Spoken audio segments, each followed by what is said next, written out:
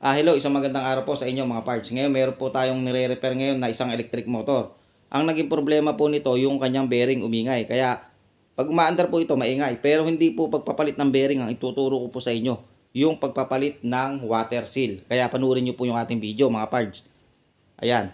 At saka mga parts, bago nyo po kalasin yung ating makina, huwag nyo pong kakalimutan nyo itong yung mga linya niya. Huwag nyo pong kakalimutan na isara, saka po yung kuryente mga parts. Yung breaker po niya, ibababa nyo. Yan. Para po sa pagbabaklas nyo, hindi po kayo makuryente. Ayan. Huwag nyo pong kakalimutan yung mga bagay po na yan. Ayan, oh. Yung mga kuryente. Ayan. Ito, kinat ko na lang po ito. Dahil yung breaker po namin nasa loob pa. At gabi ngayon Gabi ngayon mga parts. Ayan, oh. Ayan po yung aking mga gamit. Isiningit ko lang po itong trabaho na to. Dahil po sa araw po marami po akong ginagawa. Kaya itong aking sariling Jetmatic, siningit ko kahit gabi na. Kasi nga, sobrang ingay mga parts. At saka baka masira pa yung kanyang pinaka-rewind. Ngayon mga parts, nakabaklas na po ito. At ang ituturo ko po sa inyo kung paano po magkabit ng water seal. Ito, ayan. Binaklas ko na po, mabilisan lang po yung ating upload. Alam nyo naman po yung pagbabaklas ng ating electric motor. Mga parts. So, madali lang po yun, kaya hindi ko na po isinama sa video. Ang ipapakita ko lamang po yung pagkakabit natin ng water seal. Kasi yung iba, mga parts, yung mga baguhan nalilito.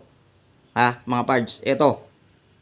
Panoorin nyo po yung ating video, mga parts. Para kung sakali man pong mabaklas nyo yung inyong electric motor at hindi nyo natandaan yung pagkakabit ng water seal. Ito na. Ito na yung video na dapat nyo malaman. So ito mga parts, ito yung ating rotor ng ating electric motor. Ito po yung bearing niya, ayan oh.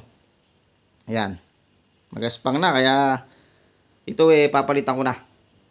Yung kanyang water seal mga parts, okay pa naman yun. Hindi pa naman naglilik kaya hindi ko napapalitan yung kanyang water seal, yung pinaka bearing lang. Ito kasi yung dati ko pong bearing na ikinabit dito. Nabili ko po ito, talagang siguro local. Nung nabili ko, pakiramdam ko magaspang na. Saka may alog. Kaya hindi ako satisfied dito sa bearing kong nabili dati. Ito 6202. Ayan 6202. Magaspang na nung nabili ko yan May parang local. Kaya madali itong nasira mga parts. Kaya kung bibili kayo ng bearing na pang sarili nyong gamit or meron kayong nire-repair, bumili na kayo ng bearing na talagang mahusay mga parts para hindi doble trabaho at saka para tumagal at masulit man lang yung ating paggawa. Ayan po mga parts, at talagang medyo madilim ngayon at ang tanging flashlight lang yung ating nakatutok diyan sa ating video. Ayan. So ayan, makita nyo mga parts ayan, bago po yung ating bearing mga parts. Ayan. Ayan o. Ayan. Yan, ito. Ayan po mga parts. Original na po yung aking ikakabit dyan.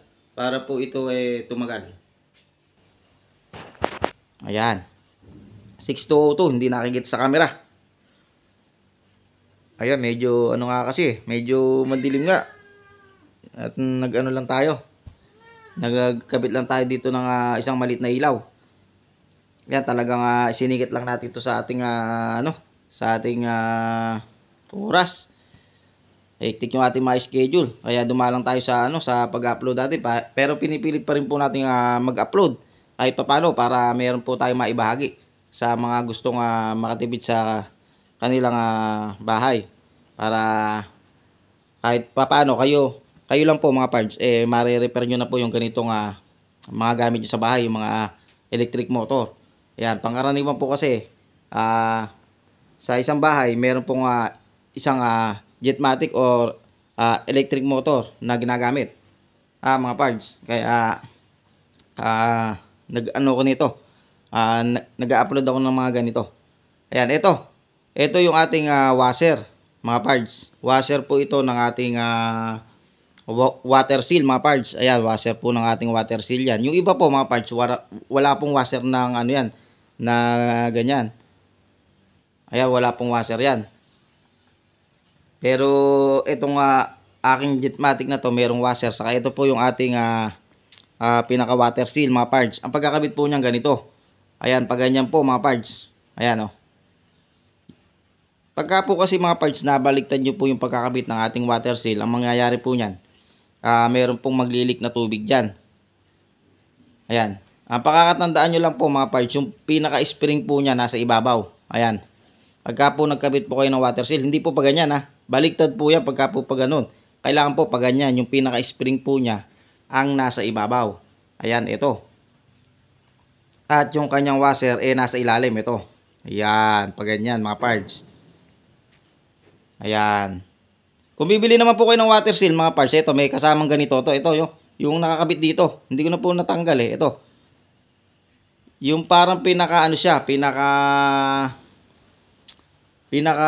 flat washer siya na matigas. 'Yon, kung bibili po kayo ng water seal. Pero yan, mga parts. Ganyan ang gagawin yung pagkakabit. Yung spring po nasa ibabaw. Ayan Ayan, ito yung spring Kitang-kita nyo naman po mga parts. Ayan Yung spring po nasa ibabaw. At yung pinaka-metal po niya is nasa ilalim. Ayan. Yan po yung tamang pagkakabit ng ating water seal sa ating electric motor. Sigurado po pagka po ganyan, mga parts, wala pong leak yan. Pero kung halimbawa magkaroon siya ng leak, kung sakali man mga parts, halimbawa sa una may leak, mahina, hayaan nyo lang po. Sa katagalan po, mawawala po yung leak na yun pagka po lumapat po yung ating water seal. Normal lang po na sa unang kabit, sa unang andar, meron maglilik na mahina. Basta mahina lang, yung patak-patak lang mga parts. Huwag lang yung pupulandit yung tubig pagka maandar yung ating electric motor. Ganun lang mga parts. Maraming salamat. Sana po nakatulong po yung ating video.